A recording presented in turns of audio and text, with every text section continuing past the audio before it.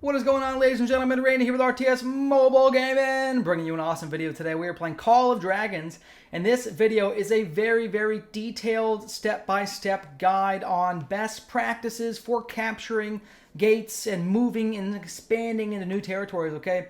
So if you have been looking for information on what happens in the gate or what the best practices are, I have played on multiple servers. I've seen a lot of gate fails. I've seen a couple gate succeeds. So this is going to be a lessons learned recap after a few months of playing. Get excited. Here we go. Okay, so first things first, folks. As you expand into the new regions, every single minute counts. Every minute counts, especially in zones 2 and 3. In zone 3, your enemy is just a few minutes march away from your gate. If your enemy on the other side of the map captures their gate first, they can be at your gate in time to disrupt your rally. So you need to be efficient. You need to be quick. This will help you do it, okay?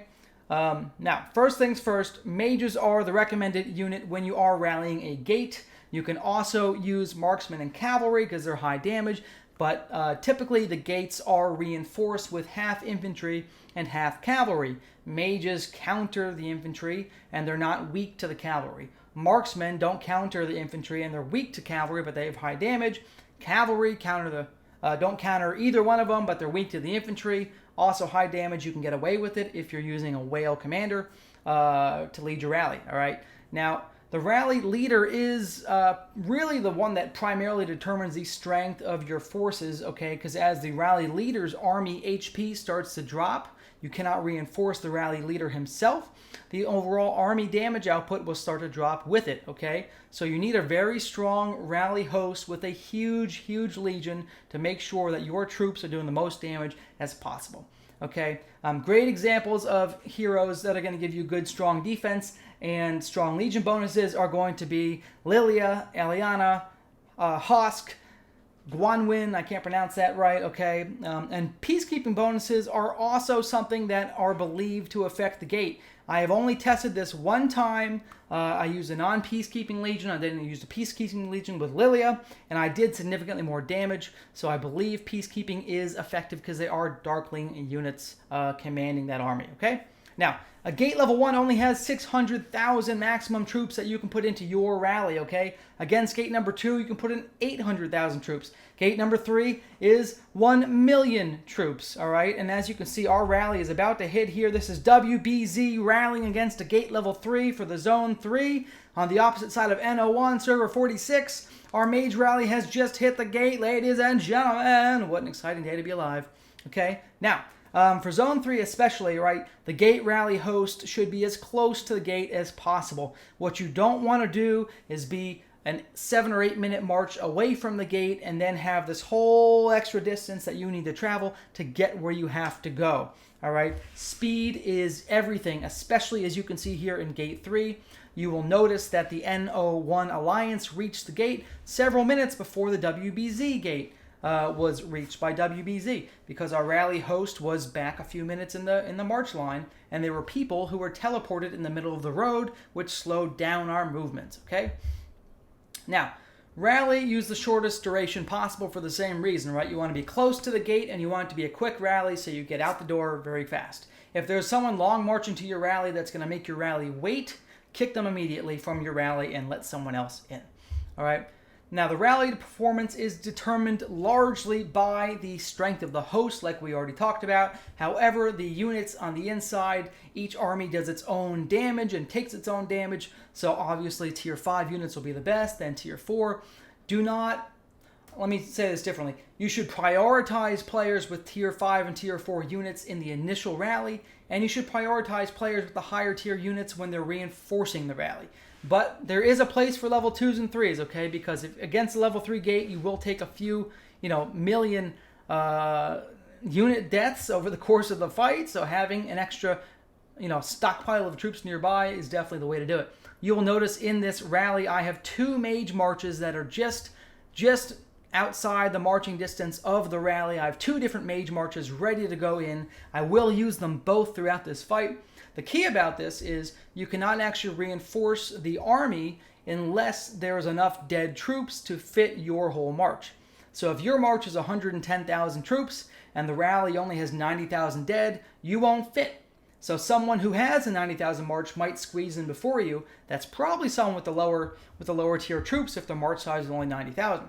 So my recommendation for you is prioritize, okay, these 3 people will be the first ones to reinforce. After that, it's a free-for-all or something along those lines, okay?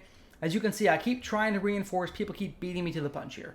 All right, now, how do you reinforce? Well, you can click on that little plus sign that you see appearing every time I click on the rally. You can also drag your army, click and drag them and drop them on the army. And if there is space, you will march to the rally and take that space that is available, okay?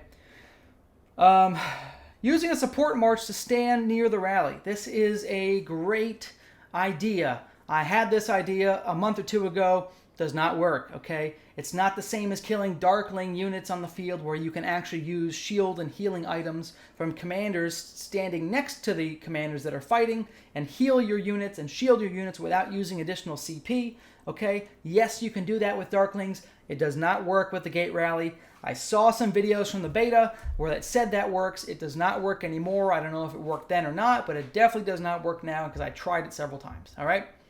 So, if you are slow to reinforce your gate, obviously you're going to be at a lower troop count in the overall rally. And if you're slower to reinforce the rally, it'll take more damage. It'll be a longer fight.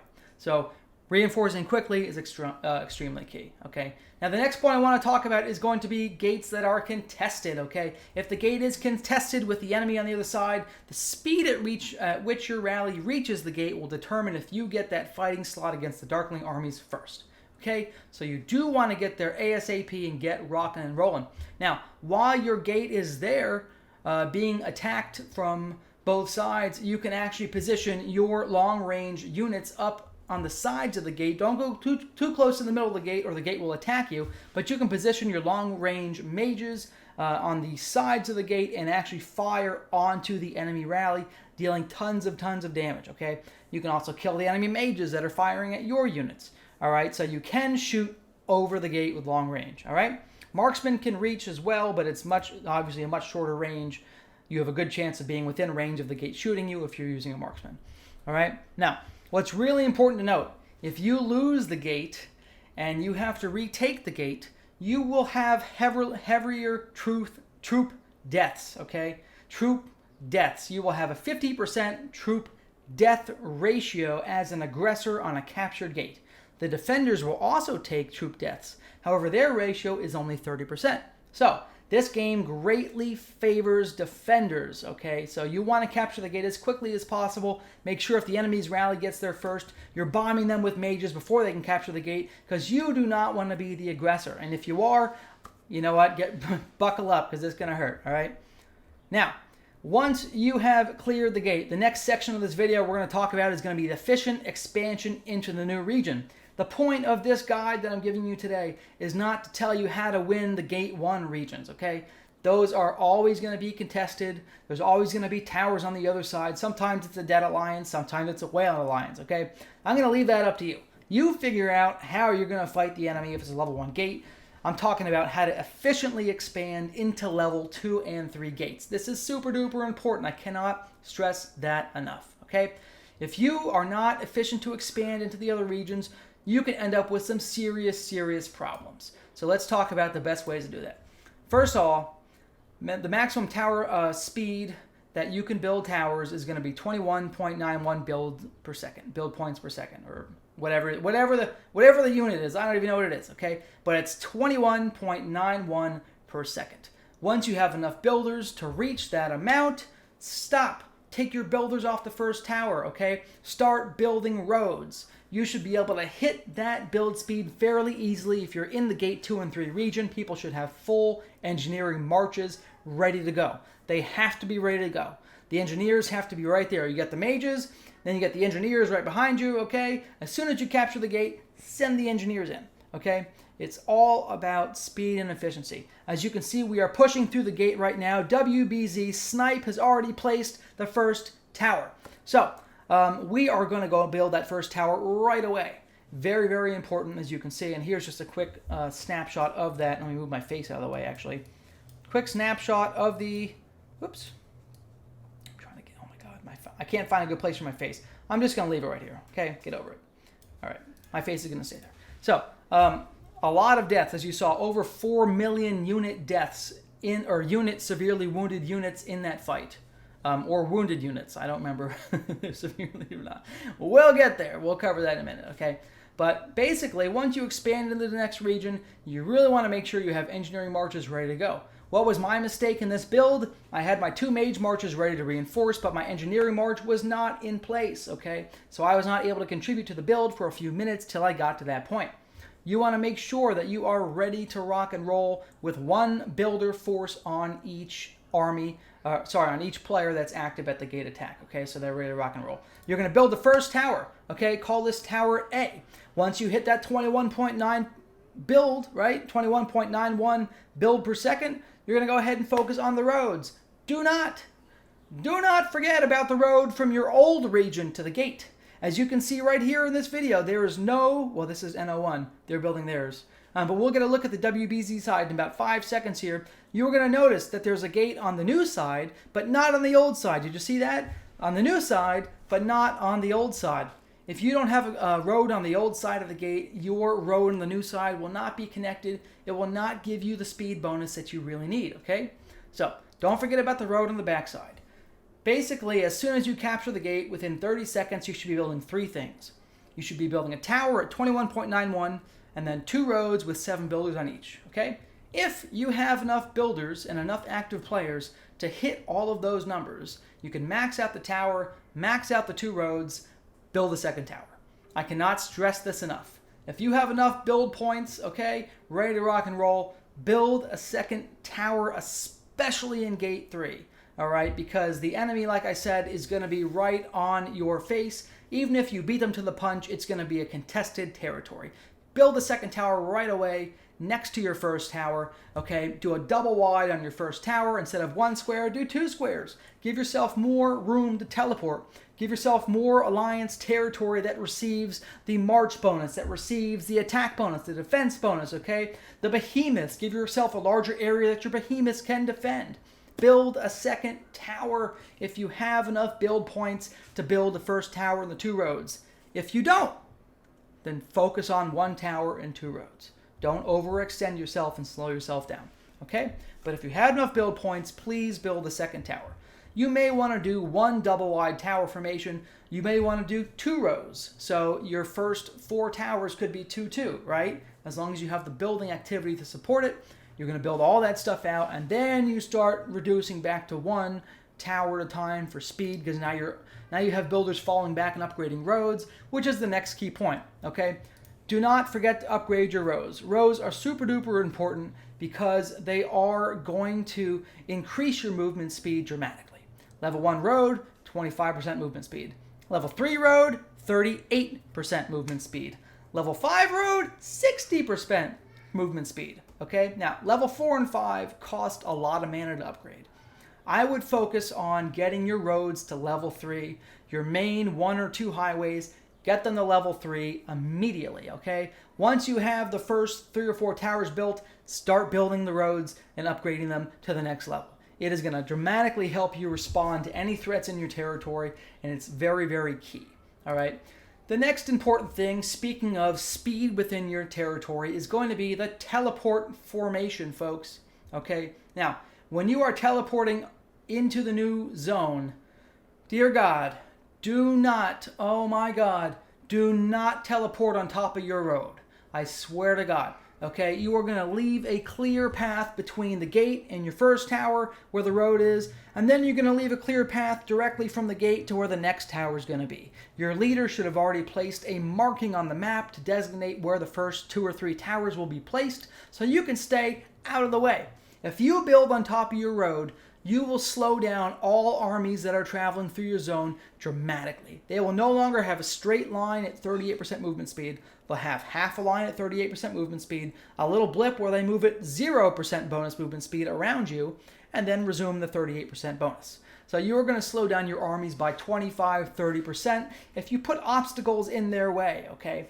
The other important thing to know about when you're teleporting, start on the outside corners, okay? This is something that Snipe and the people at WBZ were pushing very hard.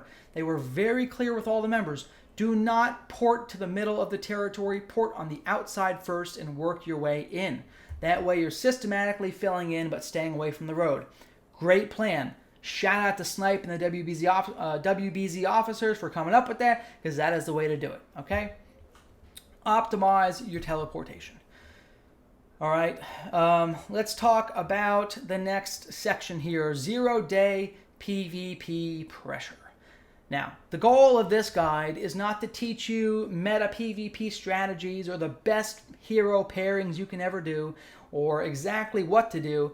This part of the guide is to just refresh your memory on the basics that you probably already know and might have forgotten, okay?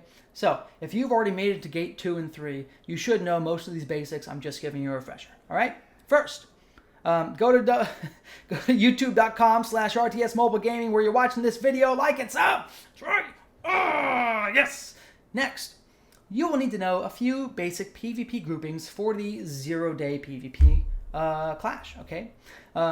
This is extremely important. Some groupings are defensive, some groupings are offensive.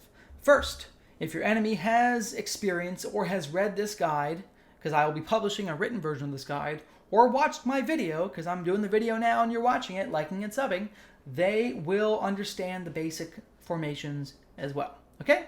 So, do not underestimate the enemy. The worst thing you can do is underestimate them and get whooped, all right? Now, the first PvP grouping we're going to talk about is the builders and the armies defending the builders, okay? This is super duper important. It'll be primarily your engineering march, whether you're using a Nico with marksman, I don't know, okay? It could be using infantry because they have higher engineering, but all in all, you're going to want to be having fixed builder marches doing the building, okay? You're also going to mix in a few PvP infantry tank builds into the builders. Okay, so if you have 20 building armies between a road and a tower, you should have at least 4 strong infantry PvP armies mixed in, okay? The goal is if the enemy comes at you with a bunch of stealth cavalry or flying units, you can break the infantry out to engage them and keep them off the builders, all right? The next important thing to stockpile is you want to have a bunch of mages, okay? If you have, like I said, 20 builders, you should have 4 infantries mixed in that are PvP build, and you should have at least 5 or 6 mages kind of standing around, not too grouped together, but close enough to respond to anything that happens, okay? 5 or 6 mage armies and 4 infantry PvP marches should be able to protect the majority of the builders if the enemy is able to get, 3 or 4 cavalry marches through your front line. If they attack you with 30 armies, you're not going to be able to defend them all. It is what it is. But the goal is you're going to stop those 3 or 4 whaled out cavalries coming in with a cloak. You'll be able to stop them in their tracks and keep building, okay? The second group we're going to talk about is the flying squad. This is pretty self-explanatory, okay? You're going to group up a bunch of flyers, 10 or 15 flyers, and you're going to send them off to harass the enemy, okay? You're going to do things like carry support items on them for speed to give feather speed boost to your entire legion grouping that's flying through the air. You can carry AoE healing items. You can do all kinds of stuff, okay?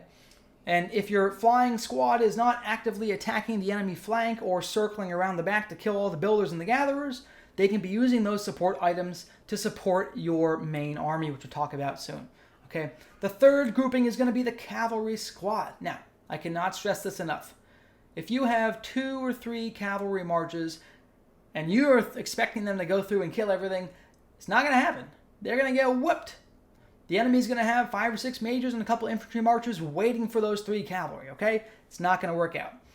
Here's a great engagement, by the way, between WBZ and NL1. I know I've just been talking with while this gate capture in Day 0 PvP is happening in the background, okay? But this is a glorious battle that we fought. Really shout out to the NL1 folks and the WBZ folks. A lot of great back and forth. We killed a lot. They killed a lot. As you can see, they actually jumped on our gate. They built their gate 5 or 6 minutes faster, got their gate 5 or 6 minutes faster than us because the rally was closer. They were able to build their tower faster. And like I said, that first gate is just a few minutes away from the other side. Okay, Zone 3 is tiny. So they were able to come across with their whole force. Notice how they're spread out. Notice how NO1 is very spread out. That is a key defensive / offensive measure to keep yourself from taking too much AoE damage, okay? When on offense, don't just group up in a bunch and die. Spread out. kill the enemy, form a semicircle. Same thing on defense. Don't group up in one spot and die, because you will take a lot of AoE damage from the enemy. All right. Now, back to the guide. The third PvP squad is going to be the cavalry squad. This is a purely offensive squad, obviously, right? Cloaks are great. Teleports are great. If you have 15, 20 cavalry in a group, you can sneak around the enemy side and smash into their flank and wipe out their whole ranged army, all their mages and marksmen. You'll decimate them. You can run out back and kill all the builders, okay? Having a good 15, 20-man cavalry team is going to be your third PvP grouping, very key for offense, all right? And Tier 3 cavalry are fine. Tier 3 cavalry can clear through a Tier 4 marksman march unless it's like a mega whale, okay? You should be able to still kill and deal a ton of damage and do a whole lot of harassment as a Tier 3 cavalry, so don't feel like you have to be a whale to run cavalry, okay? If you want to go into 20 armies by yourself, you need to be a whale with T5, which you'll see here. NO1 has a few mega whales with like multiple cavalry T5 marches. They did some damage, okay? It was tough to kill. That's the third PvP grouping, right? The first one being builders/defenders. Second one are the flyers, who are going to circle around back and kill the builders and the gatherers. The third march is the cavalry, who are going to be a flank attack on the main army. And next you have the fourth PvP grouping, which is the main army, okay? This is a super important grouping because it is going to be a strong mix of infantry tanks. It's going to be a strong mix of mages with a few marksmen mixed in. But it's primarily those three units. The cavalry are off by themselves. The flyers are off by themselves, okay? So you definitely want, and I cannot stress this enough, if you have 40 armies in the field and only 2 of them are infantry tanks, you're wrong. You're wrong. Oh, I got myself pretty good.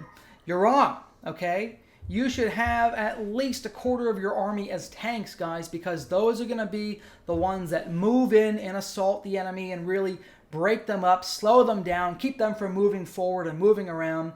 Having a strong front wall, so if you have 40 armies on the field, right, you want at least 8 to 10 of them to be infantry, okay? 20-25% of your armies have to be infantry. They have to be tanks. Tanky, tanky, tanky infantry! I want to see Garwoods everywhere, okay? Cannot stress it enough. If you are able to lock down the enemy's front line there, they cannot move up. They have to focus your infantry, and your mages can keep moving in and out of range, breaking up their targeting, okay? If they don't have a front line on you, you have a front line on them. You can use mobility to dominate them by moving your units in and out of range. Basics, positioning, okay? WWGG, there we go. So that's super duper important. Make sure you have support armies with that as well. Support armies are going to be super duper important. Like I said, with like the tiers of Arbonne, that AoE healing that can do like 6,000 healing across, 4 different armies. That's amazing, okay? Having a few feather artifacts mixed into your legion is going to be great as well, because it's going to give yourselves movement speed when the enemy starts pushing in. Give yourself a little burst so you can pull out, okay? The last thing I'm going to talk about today, guys, and if you feel like this guide has helped you, cleared up any misconceptions, or given you anything interesting to think about, look at that frozen star damage I'm doing. If this video has given you guys any help, please like and sub. Support the channel. I would love and appreciate you forever. Mwah. Now, the last thing I want to talk about is behemoths, okay? Oh my god.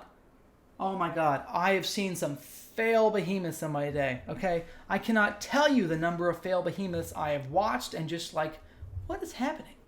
Okay? Few basics you have to know about behemoths. A, when you use your behemoth, it goes on cooldown. You cannot use it again for a certain amount of time, okay? There are Alliance research rituals that can speed up your behemoth spawn cooldown, but no matter what, you're going to have a cooldown, okay?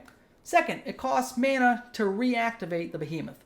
So it'll be a drain on your resources. It'll be a cooldown that you can't get past if you waste your behemoth. The basics you need to understand about the behemoth. The behemoth can be summoned to defend completely erected Alliance territory. You cannot drop a behemoth on a partially erected tower. You must drop it on a fully erected tower or fortress or other Alliance building. Okay? That's the important thing, A. And here you can see in this video, I'm talking about more tanks with Eliana because we did not have enough tanks. we had my tank march on the field, 2 or 3 other tank marches, and we had like 60 DPS. So what did the enemy do? They pushed right through us, no problem, because they had 8 or 9 infantry, they had cavalry coming up from the flank. Therefore, we got whoopied on without enough units to soak the damage and hold back their line, okay? But yeah, behemoths. They can be summoned to defend already erected alliance territory. They can be summoned to attack enemy territory, whether it's half erected or fully erected, it's not a problem. So, if the enemy has a tower built up to your tower, you can attack it. If the enemy has a tower that they're building, if they have a tower flag that they just started, you can drop a behemoth on it, clear all the armies while your armies kill the tower. The behemoth will not attack the tower, okay, as far as I know. And if you drop him on your territory that's already built instead of within the enemy's footprint, I promise you they're going to point at you, they are going to laugh, and they are going to move away. The only reason you would ever drop a behemoth on your territory is if they happen to have like 50 builders attacking your tower, and you have, you're about to come in with armies. Don't drop a behemoth by itself, guys. Come in, make sure if you're going to drop the behemoth that you're going to have at least 20 armies to support them. Okay? Mages, infantry, cavalry, marksmen, everything. You want to get in the enemy's face, intercept them, slow them down, surround them, give your behemoths something to hit. Okay? Because if you drop a behemoth and then all the enemies run out, they're going to laugh at you as your behemoth does the Macarena. Okay? So, that is the video, folks. Again, the basics, okay? Rally fast. Build efficiently. Designated PvP groups. Don't waste your behemoth. Okay? So, like and sub. Love you guys a long time. Again, great fight here. WBZ against NL1 in the Zone 3 region. I loved it. Like and sub. Randy out.